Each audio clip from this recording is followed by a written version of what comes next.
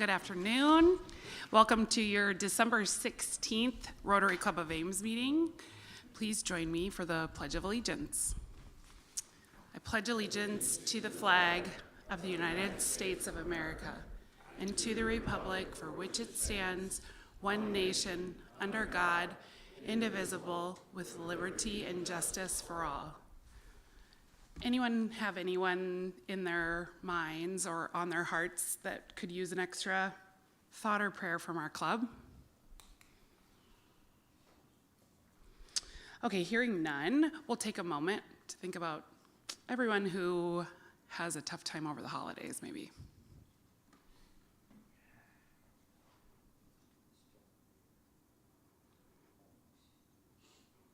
Thank you. Please be seated.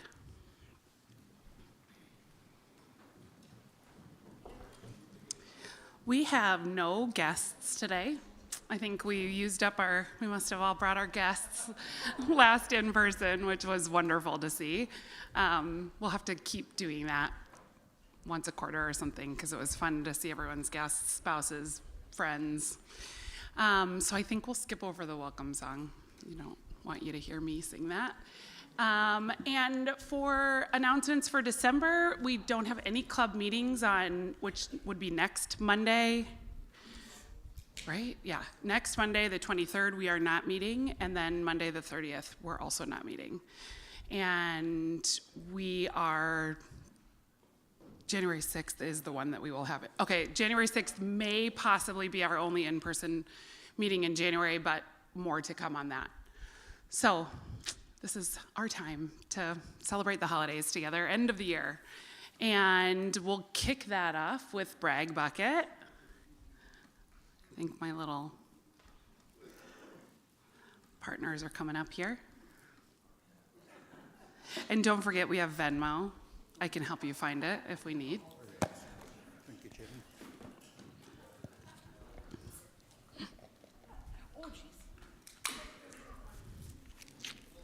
Kristen's going to start us right off. Yes, if you saw the rock, paper, scissors game going by Ashley and I, we were fighting over who got to make the announcement, I think, instead of who had to pay.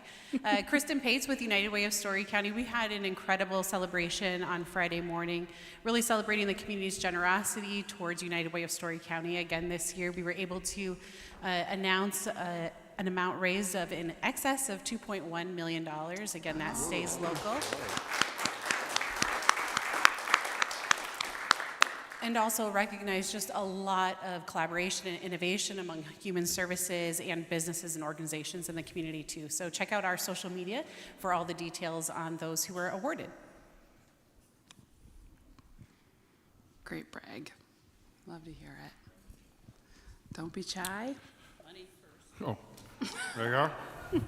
Randy Olson, Iowa Limestone Producers Association. Just a quick brag on my kids who participated in their Christmas program at church yesterday. Cute. Does that qualify? Can we do that? Totally qualifies. All That's perfect. Nobody on my side of the table, on my side of the room? Break it up. Selden, thank you. You always bail me out. Do you want to talk to? So I just want to put a word out to anybody. Selden Spencer, I got it, sorry, apologize. But the Ames Chamber Artists had a performance Friday and Saturday, and I hope it's online somewhere. It was fabulous. It was very, very good. I feel we're very fortunate to have that group in this community. That's great.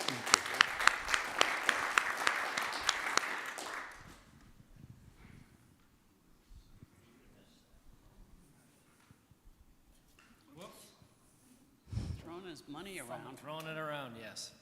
Mason Adams, Alliant Energy. Just want to brag on my oldest, Nolan. He is a freshman in Ballard, and he made varsity as a wrestler as a freshman. He's the only freshman that's wrestling varsity, and doing a good job so far. He's got a lot to learn.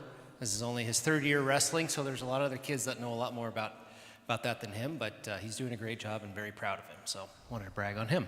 Fun. Wonderful.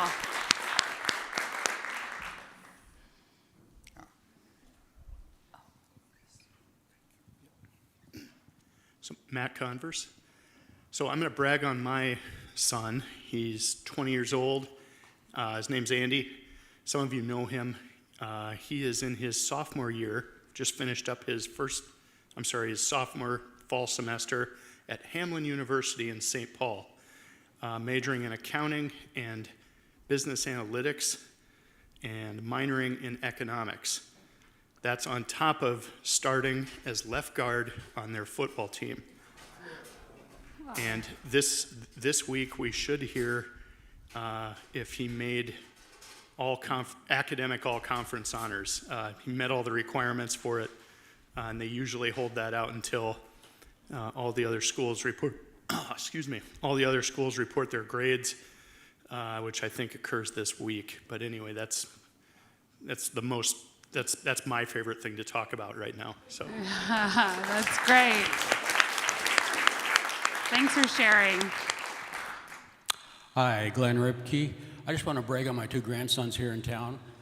The oldest one is a freshman in high school, and the younger one's a sixth grader. They both had their orchestra concerts last week, and this week they will have their band concerts. So anybody want to hear some good band concerts, the high school is tonight. So That's great.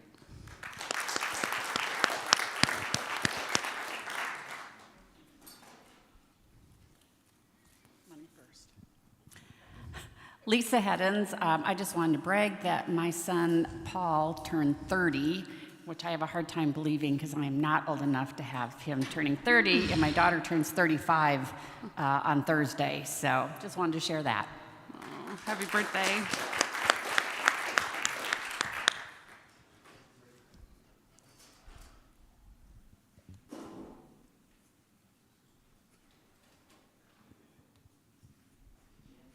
I'll serpentine through the room here to get to you, Carol.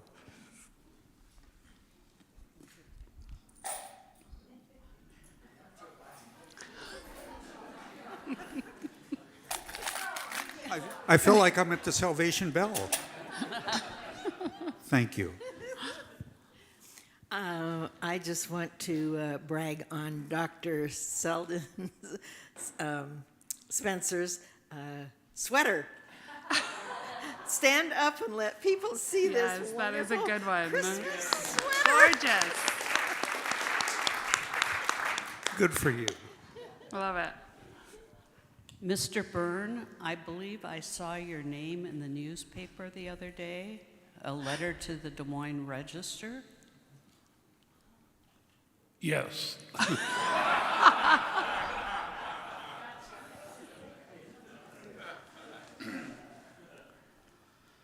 I was surprised they didn't even contact me. They just printed it and it was there. Oh, let's see. What was it now?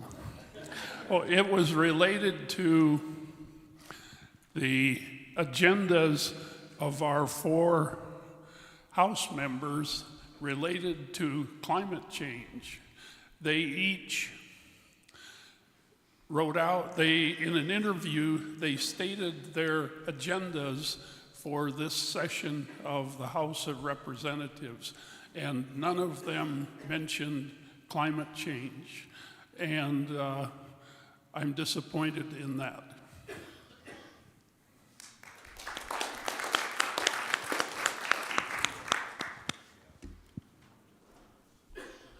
Any other takers?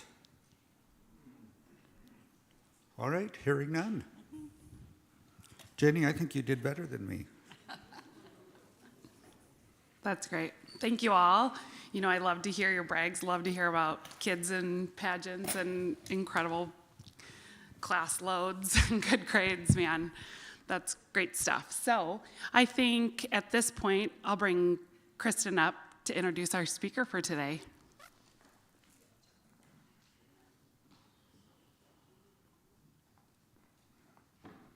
Good afternoon. It's my pleasure to introduce our speaker for today. Our speaker is Steve Good, and he is the Executive Director of the Iron 5 Foundation, a nonprofit organization based in Oxford, Ohio, that challenges members of Phi Delta Theta fraternity to accomplish athletic goals as they raise funds for the fight against Lou Gehrig's disease, or ALS.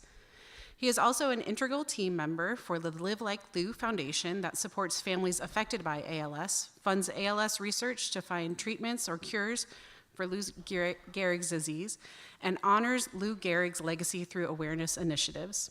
In his role, Steve also leads the growing impact of the Lou Gehrig Memorial Award, a character-based award given annually by Phi Delta Theta fraternity to Major League Baseball players, as well as the Lou Gehrig Community Impact Team that recognizes collegiate baseball players for their community involvement.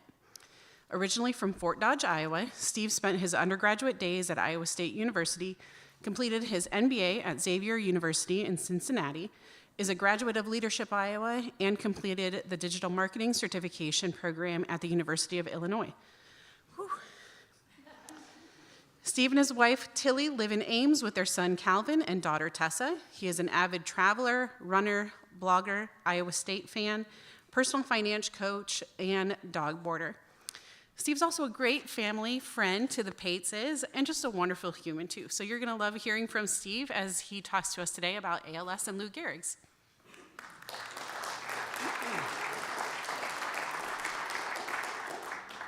Is the mic on? Can you hear me? Now I know what you're all thinking.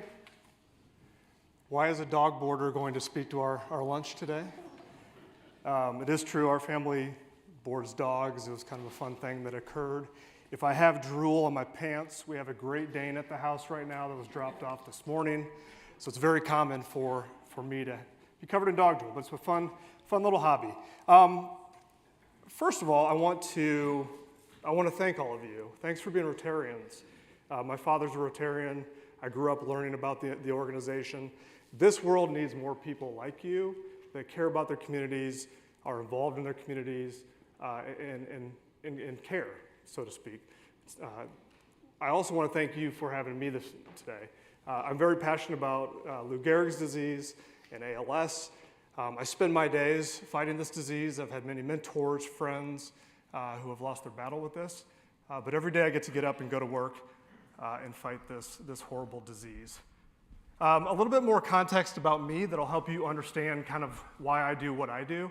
I'm a baseball guy. I grew up playing baseball. I was a catcher in Fort Dodge. I've got the shoulder surgeries and knee problems to prove it. But I was a big Cal Ripken Jr. fan. I gravitated towards him as a young man. I loved his durability. I loved his perseverance. I loved what he stood for in baseball.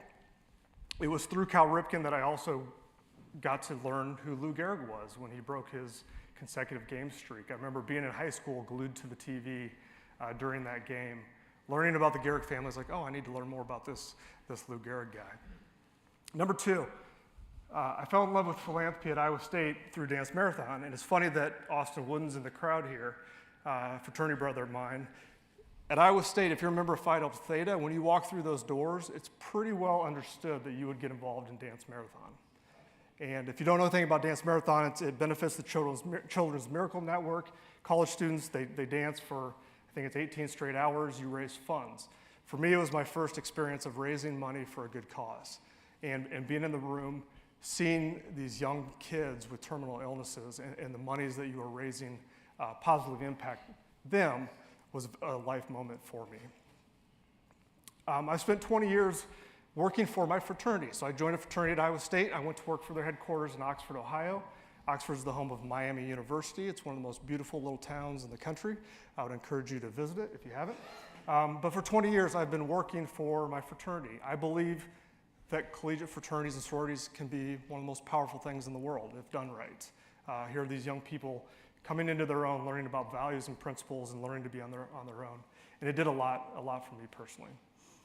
I learned walking through the doors of Phi Delta Theta at Iowa State that Lou Gehrig was a member of Phi Delta Theta. So all these things were kind of coming together for me. I always gravitated to that piece of the organization.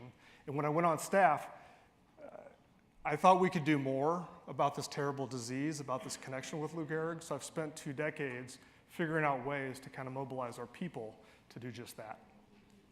And last but not least on this slide, I found my calling while running a marathon. I will never forget sitting on a curb, eating a banana, completely wiped. I trained for 6 months, ran a marathon, but I was upset with myself.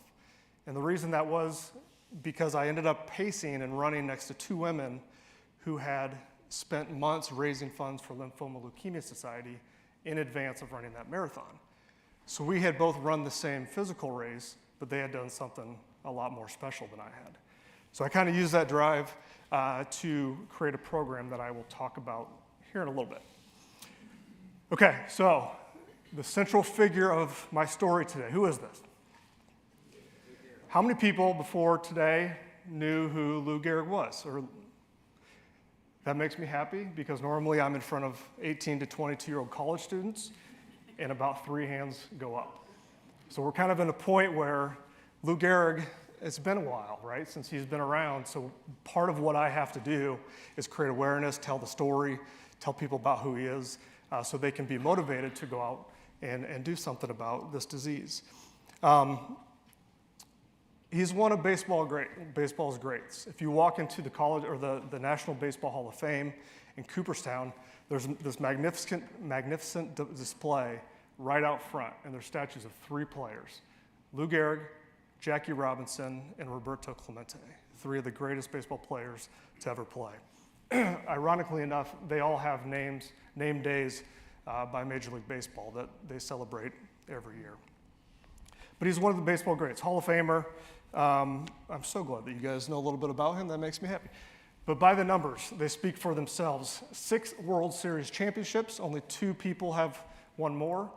He went to the All-Star game 7 times, a .340 lifetime batting average. If you know anything about baseball, you would be very happy with a .340 baseball average. He won the Triple Crown in 1934, one of only a few players to ever do that. Almost 2,000 career RBIs. There's a fun stat out there. He averaged 1 RBI per game that he played, which is another amazing feat. 23 Grand Slams. This was broken by Derek Jeter a couple of years ago. And then probably most impressively was the 2,130 consecutive games. Imagine that, 17 years, showing up for work every day, not taking a break. The numbers speak for themselves, but what you don't hear a lot of times about Gehrig when thinking about his on-field performance is the type of human that he was off of the field. He's most known now for the terrible thing that happened to him, which was getting amyotrophic lateral sclerosis. I said 17 straight years, didn't take himself out of the game. 1939, let me back up too. This was a man, if you know anything about baseball and the Yankees at that time, this was a dynasty. And who did Lou Gehrig play next to? Babe Ruth, the exact opposite type of person of Lou Gehrig. So here you have the Bambino, this boisterous, beer drinking, cigar smoking, everything type of player. And then you have this mama's boy in Lou Gehrig. And they were this extreme combo that played so very well together. And there's a lot of fun stories about those two together that I won't get into today. But he was a part of something very special during that time. So 1939, May 2nd, he took himself out of the lineup for the first time. He wasn't feeling well. He was losing kind of strength. You could tell he had these massive quads, and he was losing strength in his body, and people could tell that. On June 19th, on his 36th birthday, he was diagnosed with ALS. He used to travel back and forth to the Mayo Clinic to try to figure out what this thing that he had was. And on July 4th, many of you have probably seen this picture. This is at Yankee Stadium, Lou Gehrig Appreciation Day. This is the day that he retired from baseball. And if you like speeches, this is also one of the greatest speeches of all time. He said, "Today I consider myself the luckiest man on the face of the earth." He said, "I may have been given a bad break, but I have an awful lot to live for." That's the type of guy he was. He was dying in front of people, and he was very thankful and grateful to be there. On June 2nd of 1941, 2 years later, he passed away. And that date today at all Major League Baseball stadiums is Lou Gehrig Day, which is a neat tribute to him. So who here knows or knew somebody that had ALS? Okay, this gives me some good context. It's a horrible disease. Some facts for you. It's a neurological disorder that really affects the nerve cells in the brain and spinal cord. and it prevents the cells from sending messages to the muscles. Generally, what you see is atrophy in the hands, the legs, speaking. There's no tests for ALS. A lot of times people who have ALS, they spend years trying to figure out what they have. And this is a diagnosis that has a 2 to 4 year life expectancy. So a lot of times folks that get ALS, they've been testing for 2 years. They learn about this and they don't live for very much longer. It's an extremely costly disease. People redo their homes. People have to hire caretakers. Just the visits, the wheelchairs are like $60,000 just to equip somebody. 90% of ALS patients die from respiratory failure. 90% of the cases are random, but we have learned that 10% are genetic. So there is a gene that can contribute to ALS.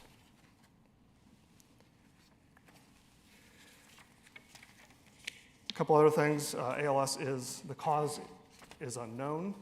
There are no cures. It's 100% fatal. There are some treatments out there that may help slow the disease, the progression, but those have mixed results. 5,000 people annually are affected by ALS, and we commonly, or most commonly, see the disease in 40 to 65-year-old men. Another thing that's come out in the last decade is veterans are twice as likely to get ALS, which is just really fascinating to think about and has actually helped research. But yeah, some facts there about ALS. Let me rewind a little bit. So this is Lou during his young days. He grew up in New York City, and his parents immigrated from Germany. He was one of 4 kids. By the way, he was 14 pounds when he was born. So he was, when you talk about being a brute of a baseball player. He was one of 4 Gehrig kids, and he was the only one to survive. So the other 3 did not survive infancy. Very, very poor family. Mom and dad, ironically enough, his mom was the cook and the housekeeper for the Phi Delta Theta house at Columbia University. So Lou spent his days growing up in the fraternity house. And so when he got recruited, he actually got recruited to play football at Columbia and study engineering. The Phi Delts said, hey, we know this guy. He's grown up in this house. Let's make him a member.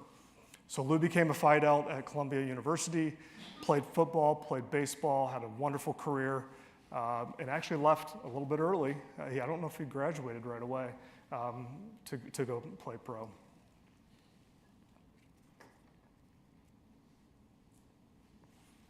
So let's fast forward to his death. So Lou becomes a Phi Delt. He's got this amazing career in Major League Baseball. He passes away in 1948.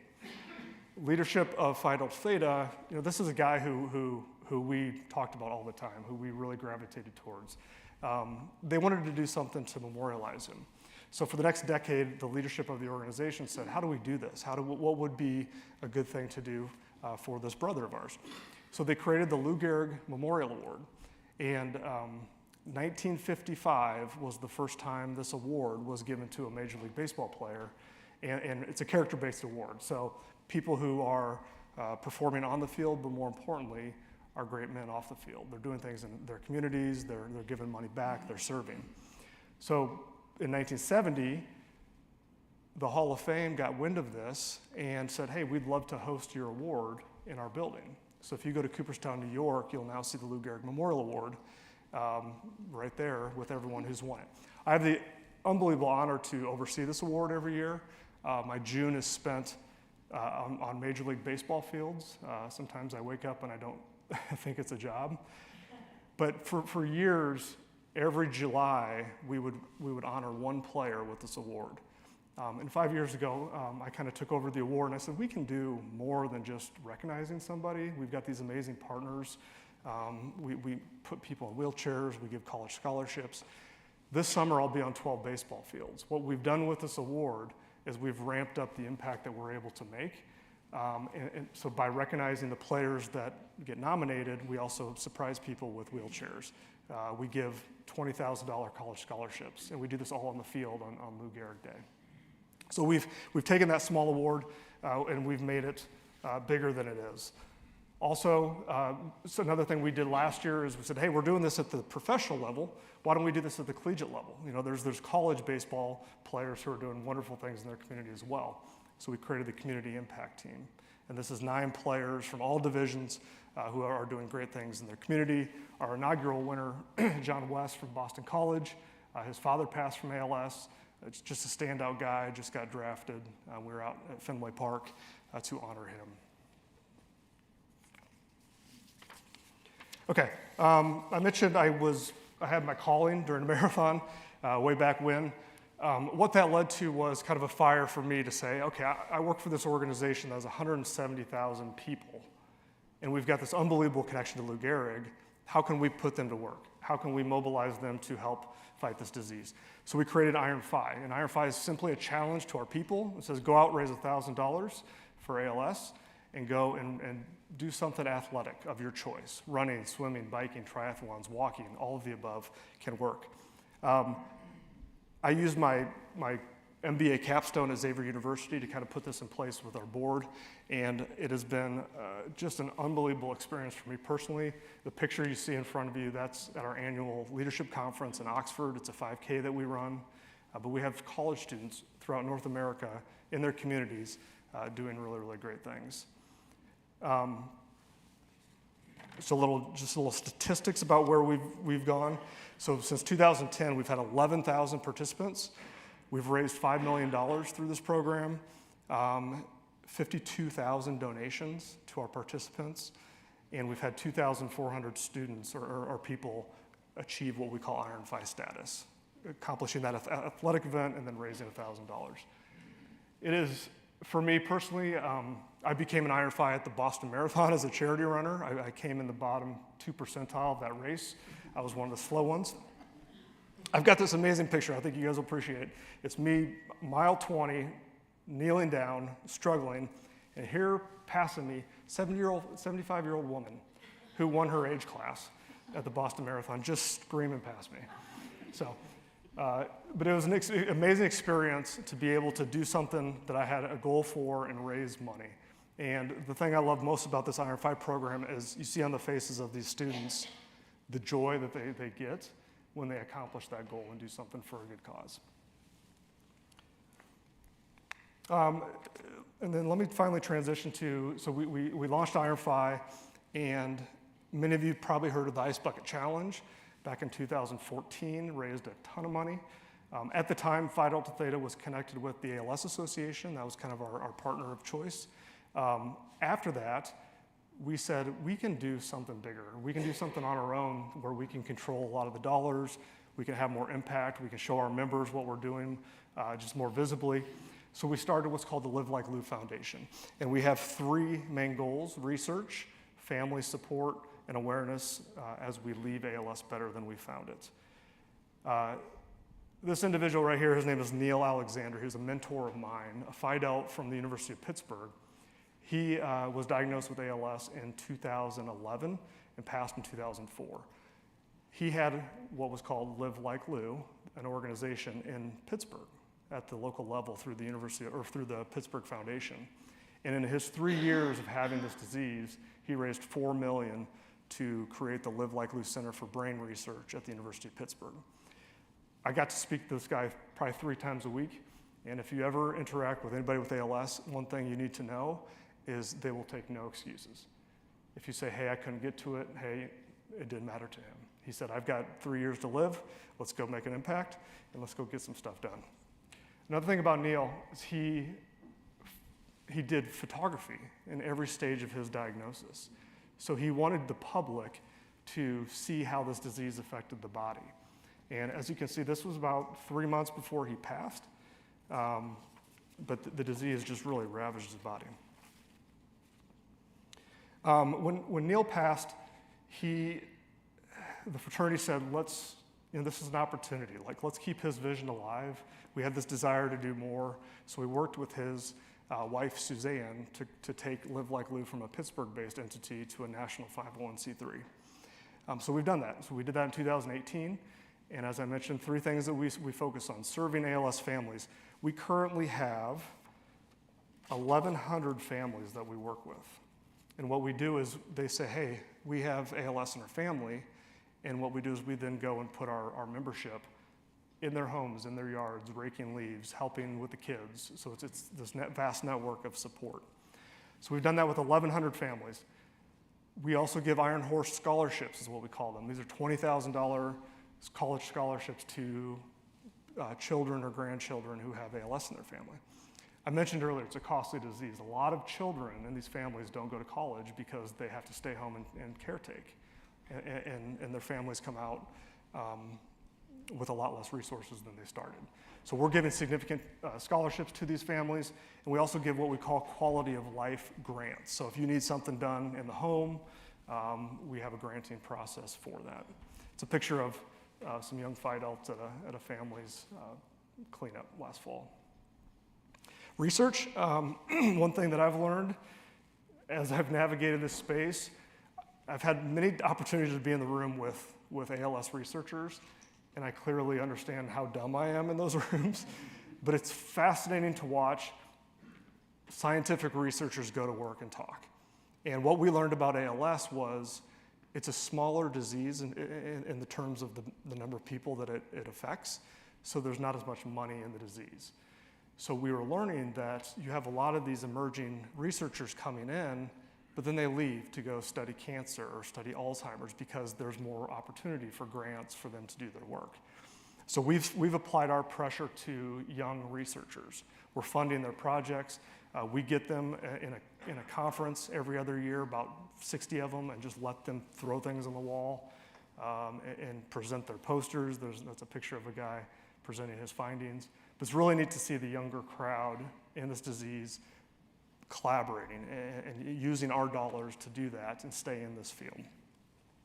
We've granted $13 million to universities. So University of Pittsburgh, Vanderbilt, Miami University in Ohio, and Notre Dame all have Live Like Lou research projects going on right now, which is fascinating to watch emerge.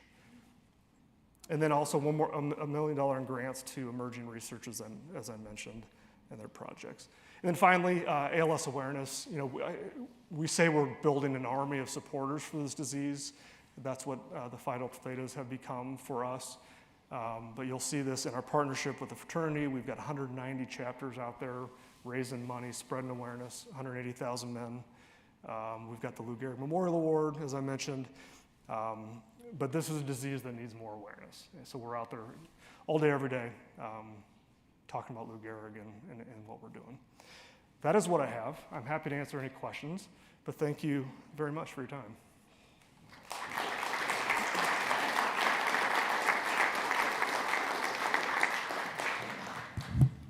Questions? Thanks very much. Very, very interesting. I was curious, you talked about the Ice Bucket Challenge, and that is something many of us have probably heard of, but I didn't quite understand the link about why that caused the spinoff, or if it was related, or what the consequences were there. Because it sounds like you were working with that ALS Foundation before, and now you've got a new foundation. Is that there wasn't. That was kind of coincidence on the timing of it. So 2014, huge amounts of money came into nonprofit or ALS organizations. At that same time is when we were kind of connected with Neil and said, hey, here's what I'm doing, and I want to help you guys be able to show your members more impact through what you do. Our guys still go and do ALS walk to defeats through ALSA. But yeah, it was more coincidental of we were at a point where we wanted to do our own thing. From a physiological standpoint, I think you said that breathing was what usually killed ALS patients. And I'm curious whether or not do the lung sacs themselves fail and collapse, do the lungs collapse, or do the muscles get so weak that they can't support, so basically the person starves for lack of air, correct? Yeah, it's the muscular piece. Right. The muscles start to fail. You see that in the hands and feet first, and then it moves. it moves to respiratory. Moves up through the system. Yep. Neil Alexander, who I showed there, he was doing fine, and one night he didn't wake up because he stopped breathing. You had an early slide, is this on, that had the statistics for U.S. cases. Is there studies or data about worldwide? I'm sure there are. I don't have that in front of me. But yeah, it's definitely not a disease that's constrained here to the United States. I'm Carl Byrne. Can you speak to the status of ALS research? And perhaps I would ask Dr. Selden Spencer to chime in on this too if he has additions. So there have never been more clinical trials in the works for ALS than today. But those trials can take a very, very long time. This past year was actually pretty bad for the disease because there were 2 promising drugs that were towards the end of that process that got denied by the FDA. So it was kind of a kickback, but yeah, I mean, there is more money coming into research. The awareness pieces, a lot of what Major League Baseball has done has helped with this, with bringing money in, but we still have a long way to go as far as finding a cure. I'm Mike Kitchell. Both Selden Spencer and I are retired neurologists, and so we've had a lot of experience with this dismal disease. But my question for you is, does your foundation help to pay for enhanced communication for these ALS patients? Because that's really one of the issues near the terminal time. Yeah, and for everyone's knowledge, there's been some incredible technology that's been developed. There's like eye gaze technology where people can type with their eyes. So it's becoming more and more, it's becoming easier to communicate with those with ALS. We don't do a lot of the communication grants only because there's a lot of other entities out there that are very good at that. And so we've left those alone, and we kind of focus more on the quality of life type, let's make their lives easier at home, through their kids type support with the families.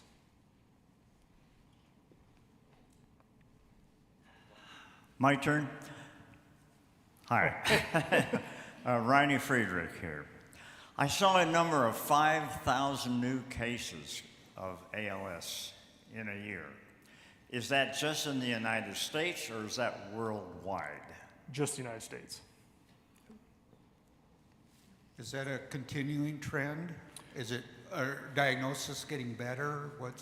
Yeah, so that's a great question. I think presentations 5 years ago, I used the 4,300. So I think it's increased a little bit.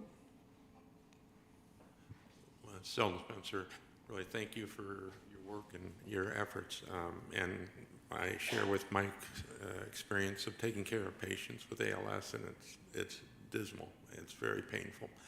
But there's always an interesting thing, and one of the things that intellectually I was always interested in ALS is that it's the selective number of nerves that go bad and no longer drive a muscle, but the nerves that go to extraocular movements and go to bladder control, they don't go away.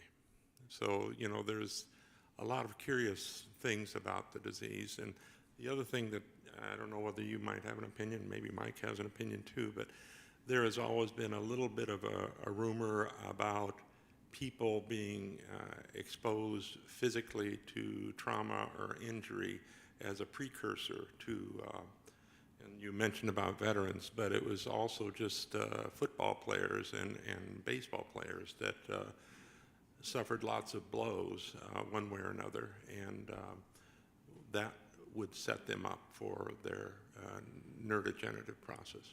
Mm-hmm. Yeah, I've heard ALS be referenced as the glass box, and that's because your mind stays fresh. And I reflect back on my communication with my mentor Neil. I mean, to the day he died, he was sharp. Like we could get through any conversation, but you lose your body, right? And you're absolutely right. There is something there with with that angle, and I think that explains some of the veteran stuff. And you're right, there's been a number of football players who have had the disease, but there's something there. They haven't figured that out, but there's definitely something there. If I could just say a little bit more. When a patient would present either Selden or me with some of the early symptoms, it might just start in one limb, might start in two limbs. It might actually start with their speech affected first too. So it varies greatly, and so it is hard to diagnose. There are many patients who don't get diagnosed, as you said, for a long time. But then as the disease progresses, the patients have a choice of when they have trouble swallowing, do we put a feeding tube into their stomach? And then when they start to have respiratory failure and their muscles don't breathe for them anymore, do they want to be on a ventilator or respirator? And so these are very difficult decisions for the patient and the family. And just like you said, the patients do not lose their mental faculties. And so this is a disease that is really causing a great deal of suffering. And so these decisions about putting a feeding tube in and being on a ventilator, there are some patients who choose to be on a ventilator for a long time after every other muscle except their eye muscles is gone. So it's a very cruel disease.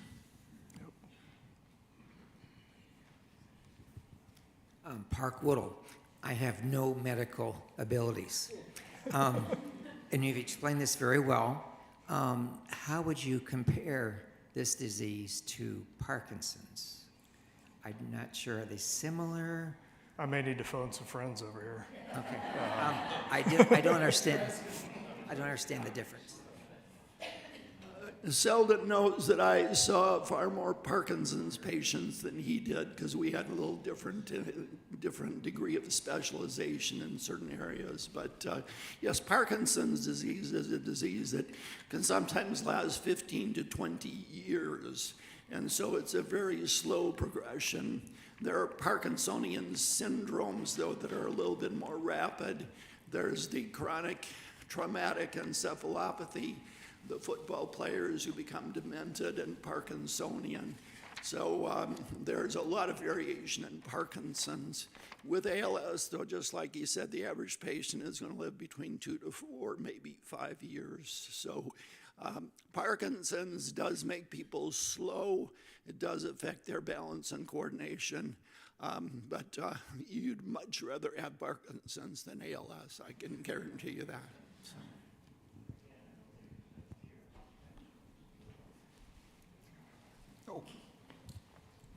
Hi, my name is Gene Moeller, and I enjoyed you introducing yourself as a catcher for Fort Dodge because I am a catcher for Fort Dodge. And when we get done, I won't stop this discussion, I'm going to ask about your baseball career at Fort Dodge. I love that. Go Dodgers. There you go. Good people up there.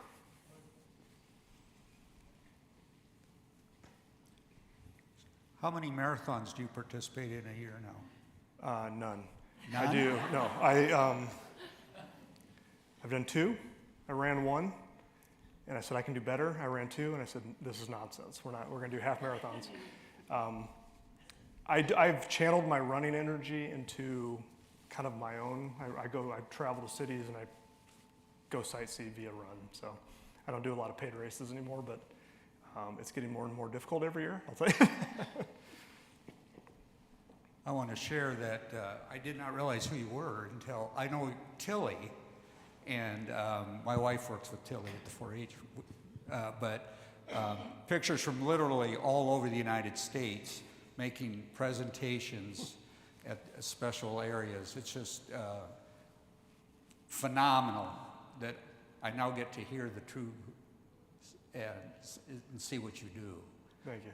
I got to see those through Tilly's eyes, but I really appreciate you sharing with us today. I call it the 3 Ps for my work at Phi Delta. It's people, places, and purpose. I've met incredible people. I've seen every state but Alaska, and I get to work on something that's important to the world. So it's amazing work, and every day is a new day, and Yeah, I've been lucky.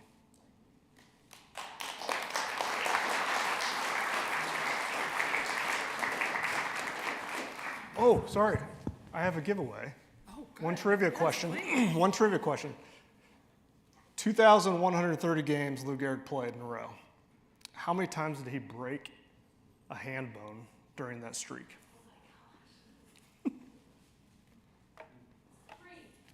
Higher. Higher. Lower. 15. Higher. 17. There we go. There you go.